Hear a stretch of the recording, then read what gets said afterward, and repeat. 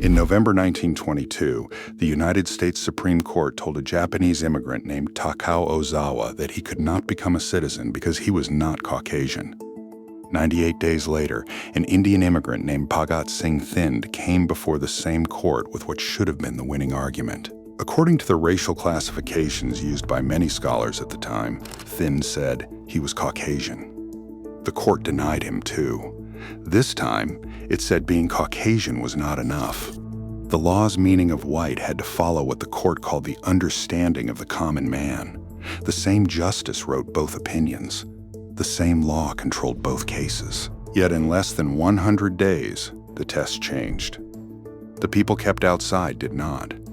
You do not need a law degree to see the problem. When being Caucasian excluded Ozawa, the court treated that classification as decisive. When being Caucasian appeared to include Thind, the classification suddenly lost its power. The goalposts moved. Neither case turned on fraud, criminal conduct, or disloyalty. Ozawa had lived in the United States for 20 years. Thind had served in the United States Army. The government accepted that both men otherwise met the requirements for naturalization. Everything came down to one word: white.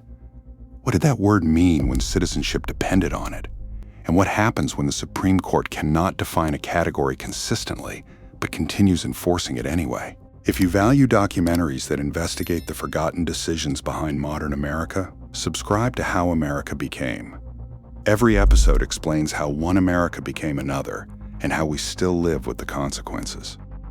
The rule confronting Ozawa and Thind was nearly as old as the federal government.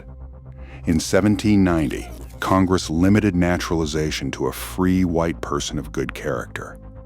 That restriction did not determine the citizenship of everyone born in the country. After the Civil War, the 14th Amendment established national citizenship for people born or naturalized in the United States and subject to its jurisdiction. In 1870, Congress separately extended naturalization eligibility to people of African nativity or African descent. But the phrase white person remained, and here was the catch. Congress never provided a comprehensive definition. It created a powerful racial category, then left judges, naturalization examiners, and government lawyers to determine who belonged inside it. For decades, courts improvised. Some judges emphasized skin color.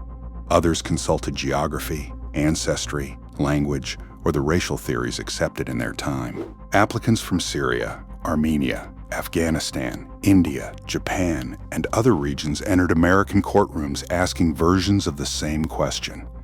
Do I count as white? The answers were inconsistent. A person accepted in one courtroom could be rejected in another. An immigrant could receive citizenship after one judge reviewed the evidence, only to discover that a federal official considered the decision legally wrong. This was not merely a debate over terminology. In many states, citizenship affected voting, public employment, professional opportunities, land ownership, and legal security. Western alien land laws often targeted immigrants classified as ineligible for citizenship. A racial decision in a federal courtroom could therefore follow a person home. It could affect a family farm, a business, the ability to travel, the future of a spouse and children.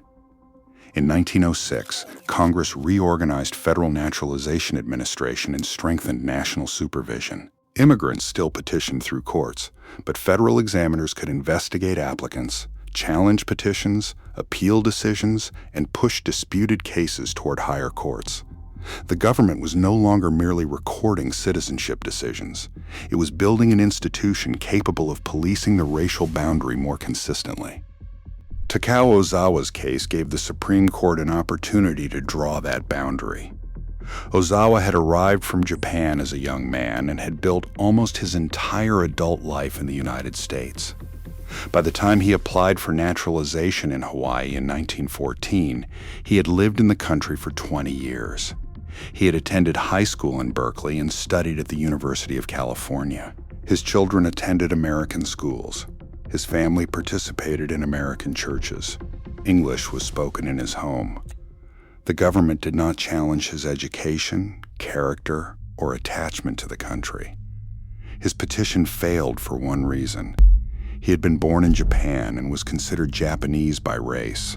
Ozawa's argument challenged the idea that race could be reduced to a distant ancestral label. He emphasized his light skin, his American education, his use of English, and the life his family had created. If the statute said white person, why should an anthropological category outweigh the American life he had actually lived? The government answered that whiteness was not something an immigrant could earn through conduct or assimilation. It was a racial classification. On November 13, 1922, the Supreme Court agreed.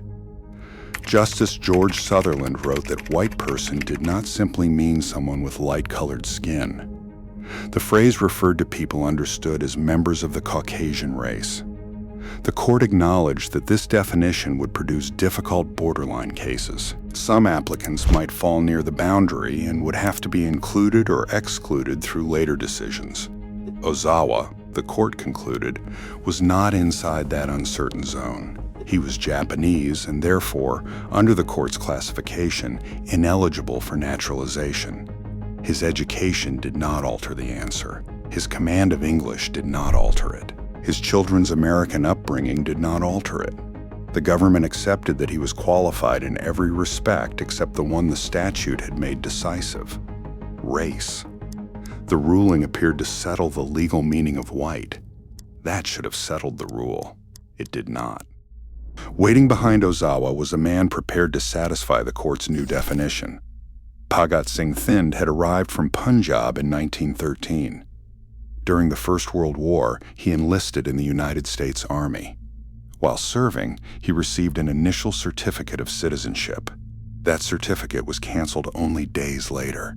Thind tried again. In Oregon, a federal court granted him citizenship in November 1920 despite the objection of a government naturalization examiner. The United States then moved to cancel it. The federal complaint did not accuse Thind of lying about his service. It did not claim that he lacked good character.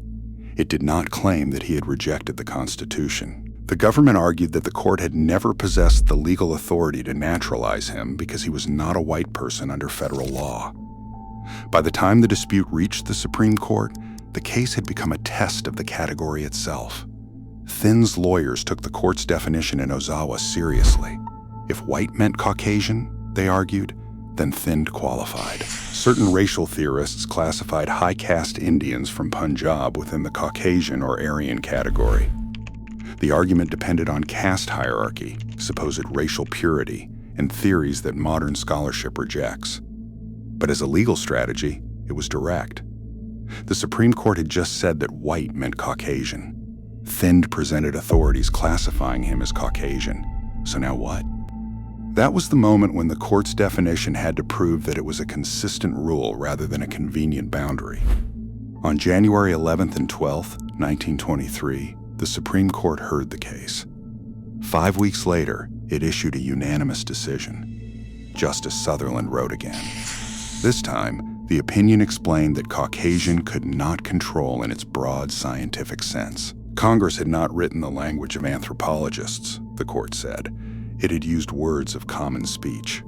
White person, therefore, had to be understood according to what an ordinary American supposedly meant by white. Remote ancestry was not enough. Linguistic connections were not enough. Scientific classification was not enough. Whatever ethnologists might say, the court concluded that Indians were visibly distinguishable from the European groups commonly recognized in the United States as white. Thind lost. The court did not formally overrule Ozawa. It changed what the central definition in Ozawa was permitted to accomplish. In the first case, Caucasian classification provided the reason to exclude a Japanese applicant. In the second, Caucasian classification could not include an Indian applicant unless it matched a narrower popular understanding. Scientific race supplied the boundary when it kept Ozawa outside. Popular race replaced it when the scientific definition threatened to bring Thind inside. The legal test shifted. The result remained exclusion. The safest conclusion is not that every justice secretly followed one fully articulated plan. The historical record does not establish their private motives. What the opinions demonstrate is institutional. The court changed its method in a way that preserved the racial boundary. That is the documented result. Whiteness was not operating as a stable biological fact. It was operating as a legal gate. Congress had written the restriction. Federal officials administered it. The Supreme Court decided how it would apply. Before Ozawa and Thind, racial eligibility existed, but lower courts had enforced it unevenly. After the two rulings, federal officials possessed Supreme Court decisions capable of closing major arguments Japanese and South Asian immigrants had previously used to claim eligibility. The decisions did not define every nationality or end every dispute, but they made the exclusionary system more enforceable. And the Supreme Court was not acting inside an empty legal landscape. Congress had already created an Asiatic barred zone in the Immigration Act of 1917, excluding immigration from a vast region that included British India. States had connected property restrictions to a person's eligibility for citizenship. Then Congress passed the Immigration Act of 1924. That law emerged from decades of Chinese exclusion, anti-Asian agitation, labor conflict, racial nationalism, eugenic theories, wartime suspicion, and campaigns for national origins quotas. Ozawa and Thind did not cause it, but the new act excluded most immigrants considered ineligible for citizenship. The Supreme Court's rulings helped make that category more uniform and administratively usable. First, naturalization law restricted who could become a citizen. Then the courts supplied clearer racial classifications. Then immigration law used citizenship ineligibility as a reason to prevent many people from entering at all.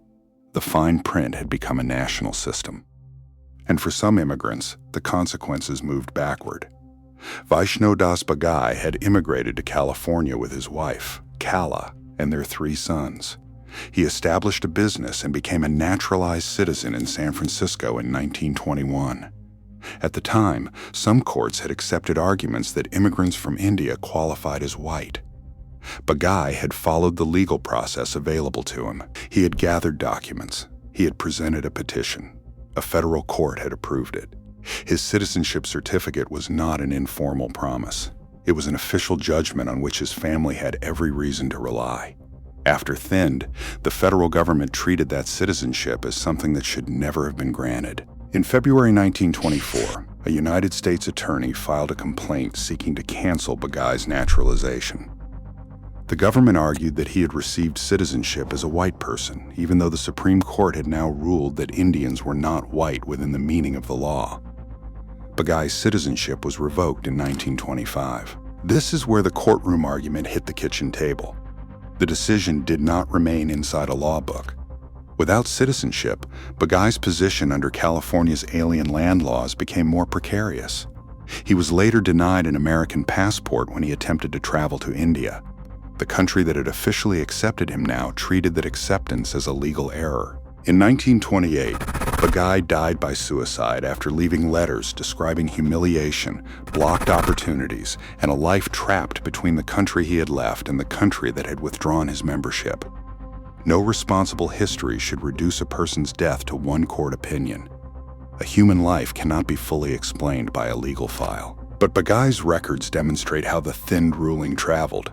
It moved from the Supreme Court to federal prosecutors, from racial classification to citizenship cancellation, from citizenship cancellation into property, travel, business, and family life. The law had boxed the family in from several directions at once. Bagai was not alone. Federal officials pursued denaturalization proceedings against dozens of South Asian immigrants whose citizenship had previously been approved. These cancellations were not automatic. Officials had to locate cases. Government attorneys had to file complaints. Courts had to enter judgments. That makes the institutional choice visible. Thind did not merely announce a category. Federal authorities decided to use it against people who had already become citizens. That is what turns a court decision into a system. And yet the boundary was never as complete as its defenders wanted it to appear. Ozawa and Thind concerned the naturalization of foreign-born immigrants. They did not erase birthright citizenship for children born in the United States, which the Supreme Court had affirmed in the 1898 case of United States versus Wong Kim Ark. Nor did citizenship guarantee equality.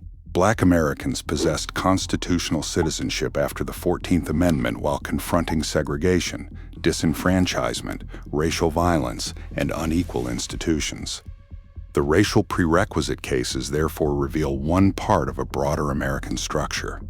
The law could recognize someone as a citizen and still deny equal power. It could also permit another person to live, work, raise children, pay taxes, and serve in uniform while denying legal membership altogether. American law did not use race in one consistent way. It used racial categories to organize different degrees and forms of belonging. For Thind himself, the story took another turn. In 1935, Congress opened another route to naturalization for certain veterans whose race had previously made them ineligible. Thind, who had served in the United States Army, finally became a citizen.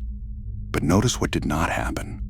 The government did not declare that Thind had been white all along. It created a separate legal route that made whiteness unnecessary in his particular case. That distinction matters. A boundary can begin to weaken through exceptions before the rule itself disappears. After the Second World War, Congress began dismantling the racial prerequisite system piece by piece. In 1946, the Luce-Celler Act allowed people from India and the Philippines to naturalize and created small immigration quotas for both countries. Kala Bagai became an American citizen that year. Her life after Vaishno's death also prevents this story from ending only in tragedy. She raised her sons, remarried, and later helped welcome other South Asian immigrants as the community grew. The legal system had injured her family. It did not get the last word on what the family became. The 1946 reform was meaningful. It was not equality. A small quota still communicated that people from particular countries were welcome only in tightly controlled numbers. In 1952, Congress removed race as a barrier to naturalization. But the Immigration and Nationality Act preserved a national origin system that continued to favor some parts of the world over others.